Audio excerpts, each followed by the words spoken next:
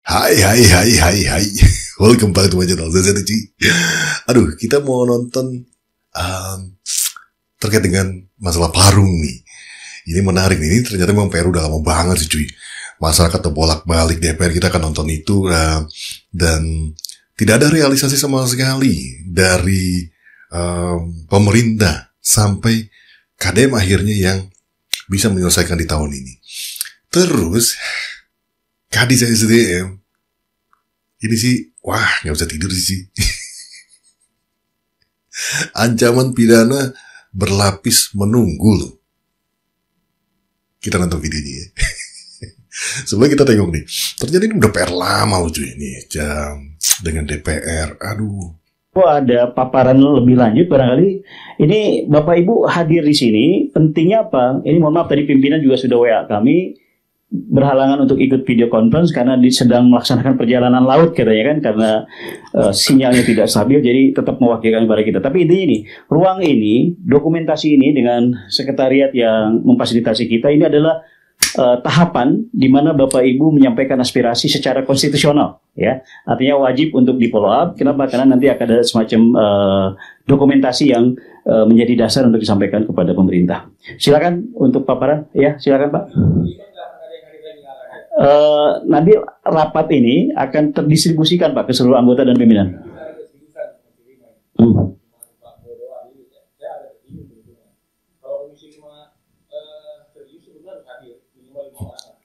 Gak ada yang hadir DPR sih. Tersinggung ini tadi malam dan pagi tadi. Oh enggak, sudah alasan Pak, supaya clear juga. Tadi malam dan tadi pagi saya sudah komunikasi dengan mereka. Ya. Ini DPR RI Pak. Mereka ada dari Sulawesi, ada dari Palembang, yang Papua juga Pak.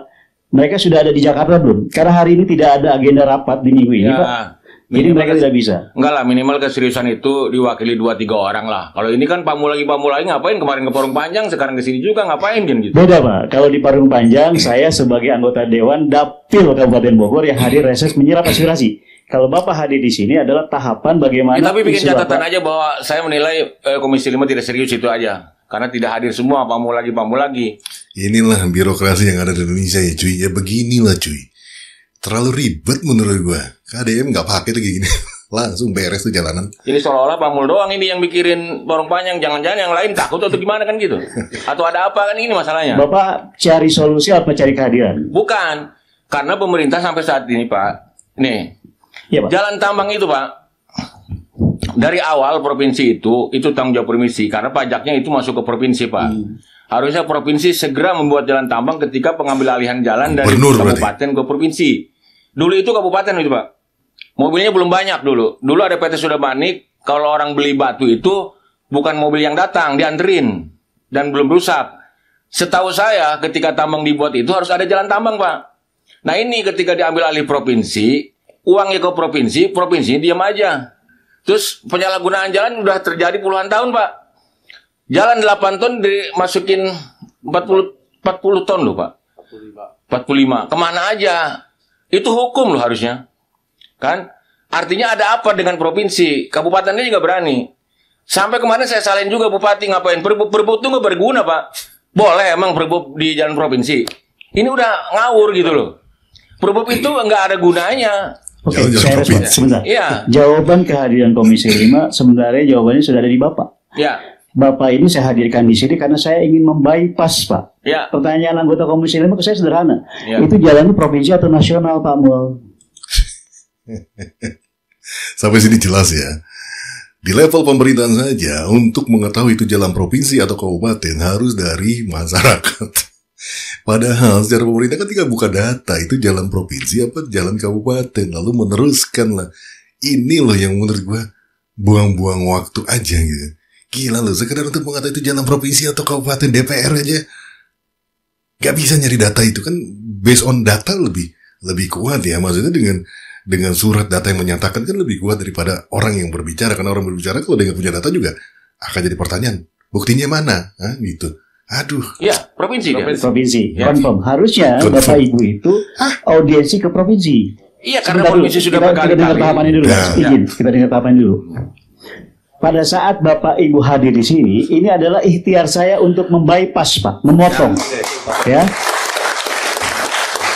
Dewan-dewan, izin Pak, Gini, Bapak Pak, harus, dulu, Pak. sebentar, Bapak, Saya tahu Bapak, bahwa Bapak, itu kita diadu-adu loh. Udah saling tuduh, dapat uang segala macam. Ini kan fitnah dan segala macam terjadi, Pak. Apakah mau dibiarkan masyarakat Porong Panjang diadu-adu seperti itu? Bapak, boleh saya bicara selesai dulu? Kalau nggak kondusif, kasihan nih warga lain, ya. Saya cari solusi, saya membypass kewenangan. Lanjut. Dalam konteks ada pertanyaan dari teman-teman itu jalan provinsi. Saya nggak ungkapkan sekarang. Saya ungkap karena Bapak respon sendiri. Padahal itu jalan nasional atau provinsi?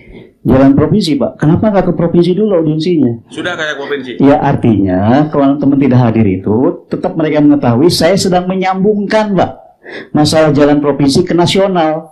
Maka kehadiran Bapak di sini kita terima untuk menyegerakan. Kalau nungguin Bapak audiensi di DPR provinsi, sama juga nanti nggak pada serius gitu kan, misalnya kan? Nggak ditanggapi. Gitu loh, Pak. Ya, intinya saya punya etikat baik sebagai warga Bapak, wakil Bapak Ibu di Parung Panjang, Kabupaten Bogor.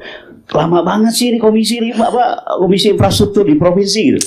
Saya buka komunikasi, Pak, dengan kepala dinas. Saya nggak bisa nyuruh-nyuruh kepala dinas Bina Marga provinsi untuk tolong dong Pak perbaiki, nggak bisa, Pak. Karena tupoksinya saya mitra kerjanya adalah Menteri PUPR. Menteri PUPR bilang sendiri kan, Pak, pada saat video viral kan, sayangnya jalan itu adalah jalan provinsi gitu, Pak. Nah, Itu udah denger dari selevel menteri.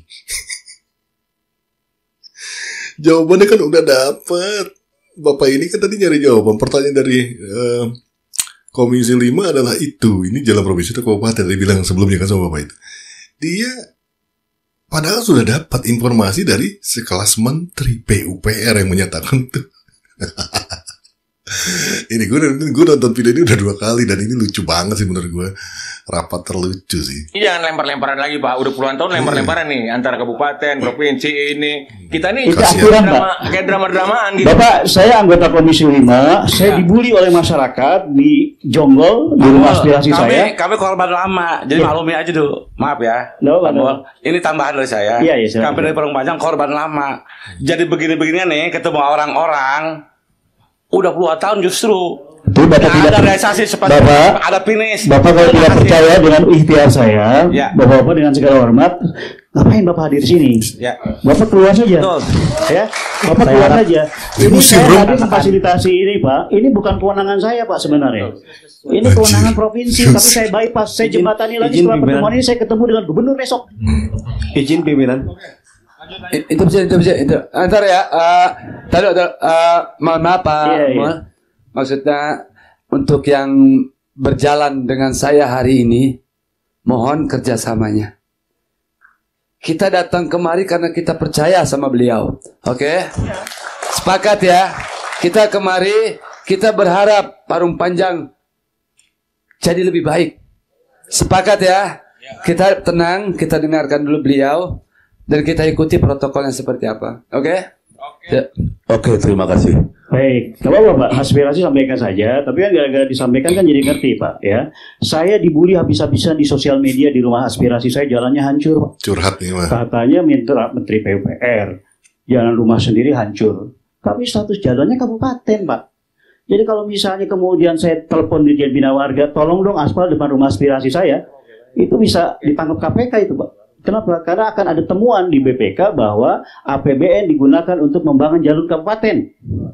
Bapak hadir di sini sekarang. Saya telepon misalnya Pak Dirjen Bina Marga, tolong Pak segera revitalisasi jalan itu. Pak, itu jalan provinsi, Pak. Ada aturannya, Pak. Ya. Nah, saya ingin membypass aturan itu karena ada 2 kepentingan. Saya representasi Bapak di Bogor. Yang kedua, Pak, ada payung hukumnya sekarang. Tapi untuk bisa mencapai payung hukum impres jalan daerah, ada dasarnya, Pak. Usulan dari Komisi 5. Komisi 5 bisa memberikan usulan gimana? Ini tahapannya, Pak. Saya datang ke wilayah Bapak datang ke sini, ini dasar nih. Bahwa provinsi tidak memberikan solusi terhadap masyarakat Parung Panjang. Gitu.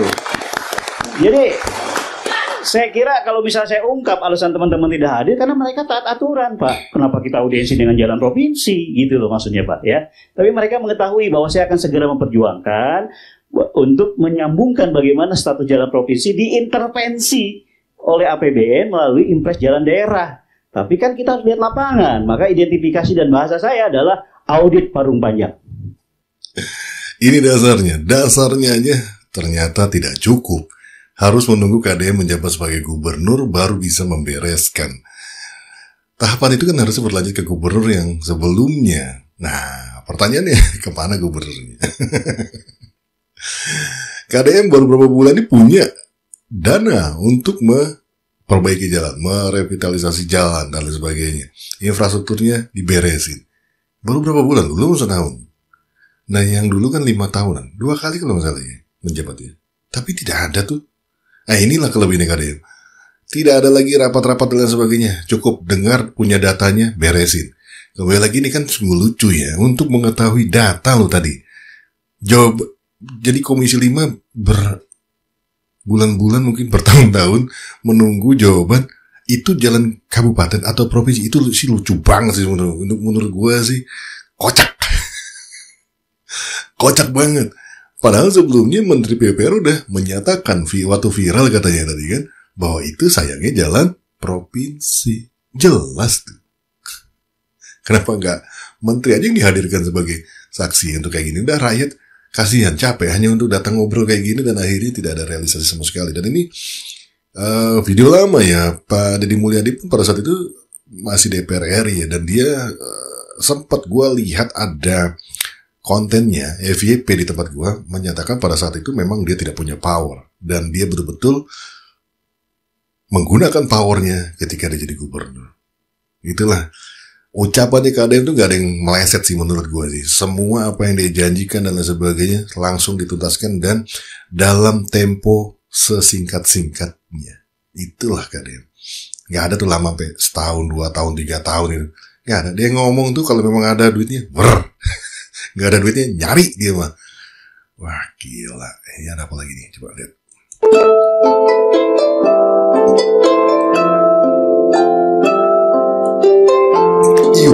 Uyup tambang nih. Surat yang beredar itu ditujukan untuk para pemegang IUP di luar wilayah tambang Parung Panjang yang hari ini sedang dilakukan evaluasi. Sedangkan untuk wilayah tambang di Parung Panjang tetap ditutup sementara. Sehingga apabila ada informasi yang menyatakan akan dibuka kembali, itu informasinya hoax. Dan saya pastikan bahwa Parung Panjang sekarang Pemprov Jabar sedang melakukan tim audit investigatif. Ini sebenarnya tadi ditujukan untuk menjawab Kadis yang pada saat itu sepertinya lebih berpihak kepada pengusaha tambang. Karena seolah-olah kayak menenangkan, paling 3-4 hari atau seminggu lah ditutupnya, nanti buka lagi. Dari sini kita bisa lihat ya, mana orang yang berpihak kepada pemerintah dan rakyat dan mana yang kepada pengusaha. Agar berbagai peristiwa yang terjadi bisa ditemukan dan dianalisis fakta-fakta yang sebenarnya, baik peristiwa lalu lintas, peristiwa lingkungan hidup, faktor ketaatan membayar pajak, reklamasi dan sejenisnya. Saya pastikan untuk Parung Panjang tetap ditutup untuk sementara. Let's go. Ditutup sementara cuy. Jadi apa ya, hanya di momennya KDM ya, semua perbaikan menurut gue bisa dilakukan dengan waktu yang cepat tanpa banyak birokrasi. Dan menariknya nanti ada satu video lagi yang wah ini sih pintar banget di situ KDM. Apa ya, seolah kayak menyadarkan Kadis SDM telah melakukan banyak kesalahan. Terkait dengan Parung, sebelum gue juga sempat bilang di konten-konten gue bahwa sebenarnya penutupan itu kan penyebabnya itu mereka sendiri. Kalau saja waktu itu mau berbagi jalan dengan masyarakat, operasional tetap berjalan walaupun memang tidak masif seperti sebelumnya yang siang mungkin sore malam itu jalan terus ya. Tapi ini berbagi dalam rangka supaya jalannya itu pertama lengang untuk masyarakat juga tenang gitu kan, karena tambangnya malam. Kedua, umur si jalanan juga lebih lama. Terus sepanjang pengetahuan gua, perusahaan tambang itu memang harus punya jalan sendiri, apalagi dengan tonase-tonase yang tidak memungkinkan melalui jalan provinsi yang batasan tonasenya kurang lebih sekitar 10 tonan untuk dilalui. Sementara tambang itu kan berton-ton gitu loh. Kalau cuma masih 9 ton, 8 ton, atau 10 ton masih oke. Tapi ke depannya ini memang harus, kalau memang tetap ada yang melewat itu kan, ya boleh aja tuh tambang. Tapi tonasenya tidak melebihi dari 10 ton tadi. Dan juga jam operasionalnya mungkin dirubah lah, karena terlalu membahayakan gitu loh.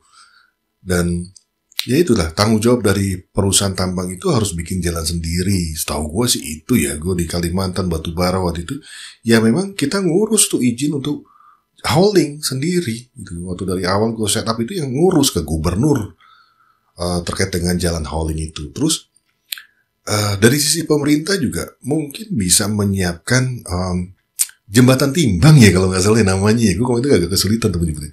Jembatan timbang ya.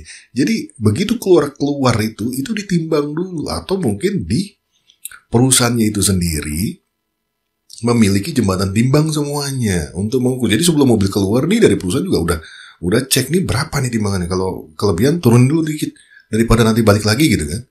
Nah dari perusahaan buat itu, dari pemerintah juga buat itu, buat comparison gitu. Jadi perbandingan, benar nggak nih data yang dikeluarkan oleh perusahaan bahwa ini timbangannya adalah 10 ton gitu kan. Kalau ternyata lebih ditemukan oleh jembatan timbang Pemprov, ya pulangin lagi, putar balik kan gitu. Itu harusnya juga dibuatkan sehingga benar-benar si jalanan itu jadi awet. Kalaupun rusak-rusak dikit mungkin ya perusahaan juga harus bisa tanggung jawab lah gitu kan. Jangan nunggu sampai hancur banget. Kalau udah hancur banget tuh pembangunannya juga luar biasa ya. Aduh, coba kita tengok ada satu video lagi. Ini dia. Saat kita Kadis SD menyetujui, katakanlah memproses RKAB menjadi catatan-catatan penting. RKAB, kepala teknik tambang, asuransi pegawai, ya kan, selamat, kemudian ke standarisasi K3 dalam kerja. Kalau ini tidak terpenuhi, Bapak tetap memberikan izin, misalnya. Mereka tidak memenuhi syarat nih, tapi Bapak izinnya tetap dibuka. Kemudian kalau ada kecelakaan kerja, pinter kan pertanyaan? Kalau tambangnya mengalami musibah, pinter nih. Apa konsekuensinya terhadap pejabat yang meloloskan sebuah izin yang tidak terpenuhi persyaratannya?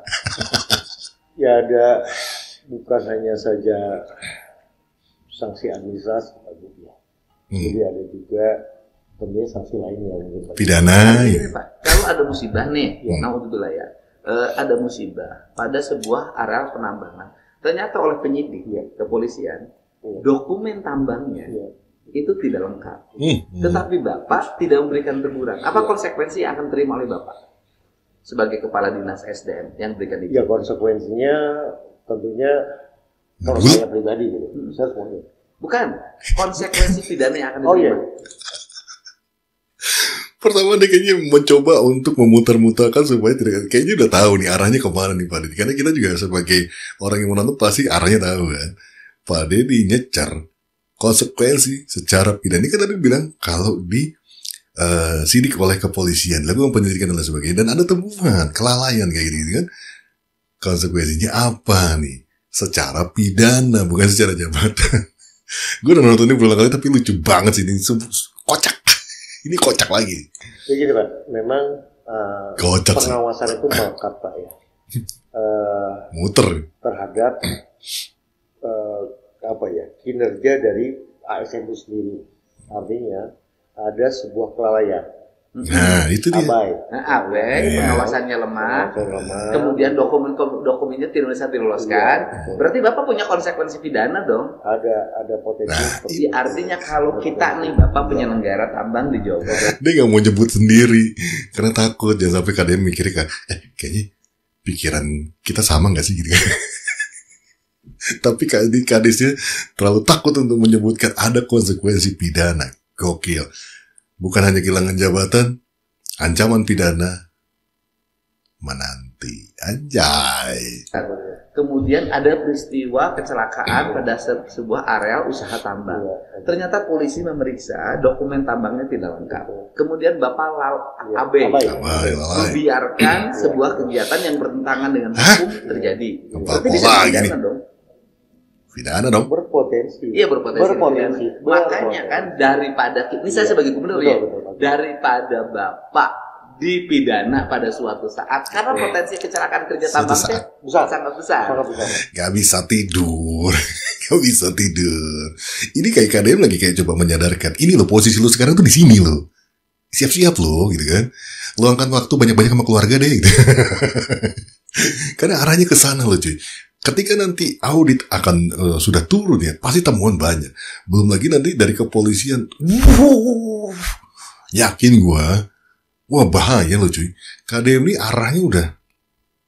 Kita baru mikirin ABC gitu. Dia udah sampai K. Udah sampai Z. Daripada Bapak dipidana pada suatu saat, kan lebih baik Kepala SDM saklek. Karena kesaklakan itu bukan hanya melindungi warga tambang. Bukan hanya melindungi perusahaan tambang. Dan warga di sekitar. Dari kebocoran rekaman kayaknya nggak saklek deh. Kayaknya masih Ayo, ntar cuma 3-4 hari kok, nanti juga udah buka lagi sama gubernur. Percaya sama saya. Tapi melindungi diri sendiri dan juga jajaran yang ada di pemerintahan. Nah lucu. Setuju bagus. Makanya Pak Gu izin. Kemarin pada saat kejadian pasca kejadian Gunung Kuda itu adalah sebuah pembelajaran besar. Kita evaluasi semuanya, ternyata hampir sebagian besar itu tidak memiliki RKB, Pak. Saya hentikan. Nah, di sini terlihat ya, kalau secara psikologis ya, dia akan coba mengutarakan apa sih kelebihan-kelebihan yang sudah gue lakukan untuk menenangkan gubernur supaya jangan sampai deh arahnya ke pidana dan lain sebagainya. Jadi dia akan mencoba menenangkan diri dengan menyampaikan hal-hal yang sekiranya ini terlihat keberpihakan, memperlihatkan ketegasan dan sebagainya. Gue nih orangnya tegas kok, tenang aja. Tapi masalah yang baru kayaknya nggak tegas nih Bapak nih masalahnya. Itu Pak yang jadi masalah itu Pak. Yang lain oke lah gitu. Dan inilah beban tanggung jawab seorang pemimpin kayaknya cuy, berat cuy. Dan ini konsekuensinya ketika Bapak menerima pekerjaan itu sudah tahu Bapak akan berhadapan konsekuensi pidana dan lain sebagainya ketika abai. Sementara. Jadi untungnya Gunung Kuda, ini ngomong untung nih Pak. Jadi Bapak ini kan belajar dari kasus Gunung Kuda, karena kan sebelumnya Bapak kepala PO, kan ke situ baru Pak. Pembelajaran dari Gunung Kuda adalah untung Bapak di Gunung Kuda itu sebelumnya sudah memberikan surat Pak peringatan. Jadi, Parung gimana? Kewenangan terbatas kita tuh dalam arti kata pemerintah daerah provinsi gitu Pak. Akhirnya yang bisa dilakukan itu hanya memberikan surat peringatan saja. Peringatan berarti ya, ini Anda sudah kayak begini. Yang bisa menghentikan sesungguhnya itu adalah inspektur tambang. Tetapi karena kasusnya sudah luar biasa, fatalitas, kita berani mengambil. Nah, izin Pak Gub, saya akhirnya berkonsultasi dengan Biro Hukum Provinsi. Bagaimana kalau misalkan aturannya dari ada sebuah kejadian di pertambangan mesti melalui peringatan 1, peringatan 2, kemudian penghentian sementara, terakhir cabut permanen. Kalau dari perspektif pengawasan itu fatalitasnya mendekati fatalitas, boleh nggak langsung masuk ke urutan yang ketiga, penghentian sementara, boleh nggak? Surat formal, ya sudah. Makanya saya ambil sikap dibandingkan surat formal. Dan itu untuk tambang yang berizin. Untuk tambang yang tidak berizin, apabila ada kecelakaan kerja, kemudian dari proses tambang itu tetap aja kepala SDM ke bawah.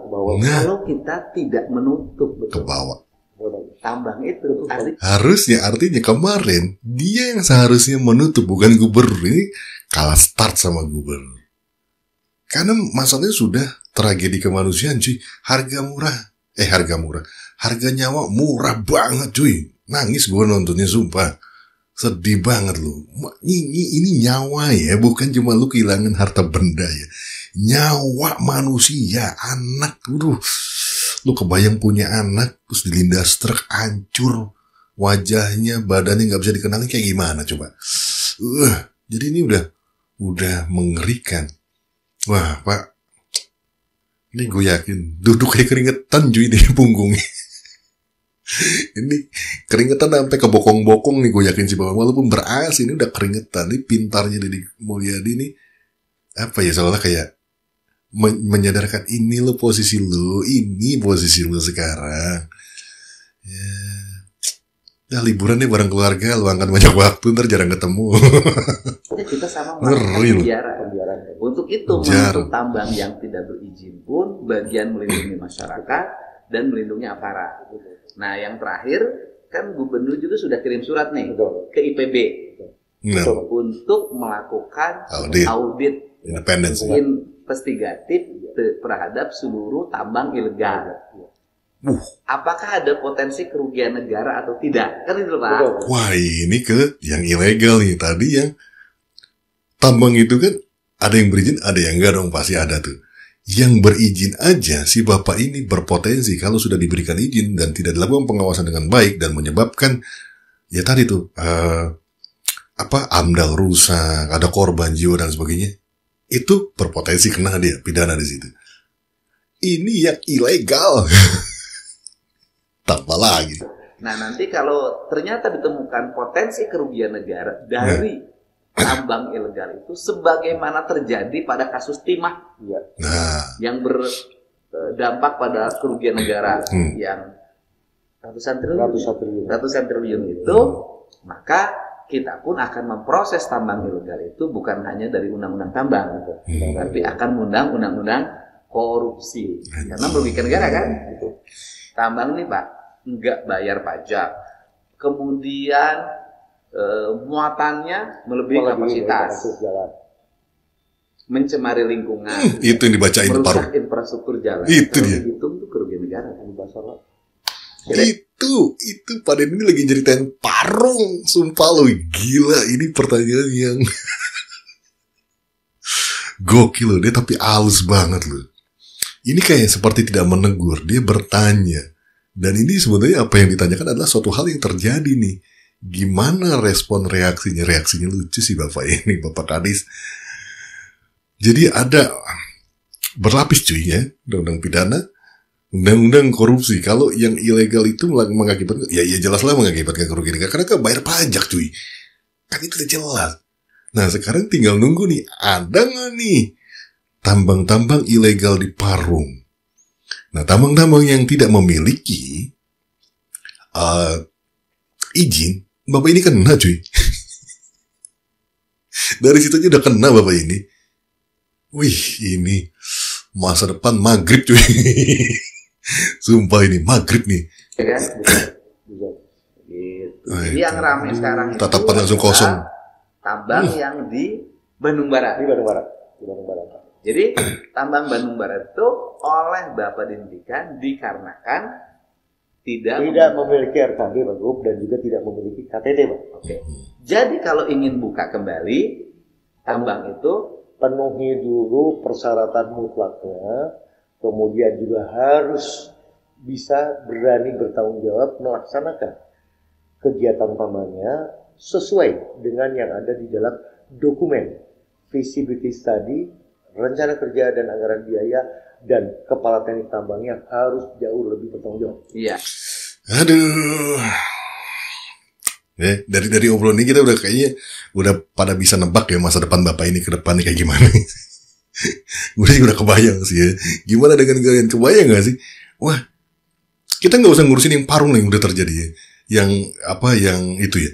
Kita bicara yang maksudnya gini, kita nggak usah mikirin yang ini tambang-tambang kan, anggaplah yang kemarin-kemarin itu banyak yang berizin ya. Ini yang nggak berizin aja udah bisa menjerat loh satu. Bahkan yang jelas-jelas sekarang kan ini sudah mendatangkan korban, jalan rusak, itu udah bisa nyeret loh. Itu udah bisa nyeret si Bapak ini. Jadi mungkin ya siap-siap mengundurkan diri atau gimana nih Pak? Atau sayanglah gajinya kan gede ya, nanti aja lah sampai benar-benar habis, sampai benar-benar dipecat gitu kan. Wah ini sih ngeri sih cuy. Jadi pertanyaan-pertanyaan kalian itu benar-benar lebih kepada menceritakan ini kondisimu, ini yang terjadi di lapangan. Tapi si Bapak itu ya keren juga sih ya. Maksudnya dia secara psikologis dia coba menenangkan diri dan coba menyampaikan, meraih empati simpatinya Pak Gup bahwa dia sudah melaksanakan kegiatan menutup tambang tadi itu kan yang di Bandung Barat dia sampaikan. Tapi permasalahannya sekarang konsentrasi di Parung Panjang. Wah, kenapa dulu bisa menutup yang Bandung Barat, yang Parung Panjang enggak? Nah, ini kan jadi pertanyaan ya cuy. Yang Bandung Barat kenapa bisa ditutup, kenapa yang ini kemarin tidak ditutup, atau paling tidak diawasi, atau paling tidak menegur tambang dan lain sebagainya. Benar-benar jangan sampai merugikan masyarakat. Ini kan udah bersinggung dengan masyarakat kan akhirnya jadi seperti ini. Walau tidak sih guys, sampai ketemu di video gue yang lain ya. Is a wrap. Bungkus.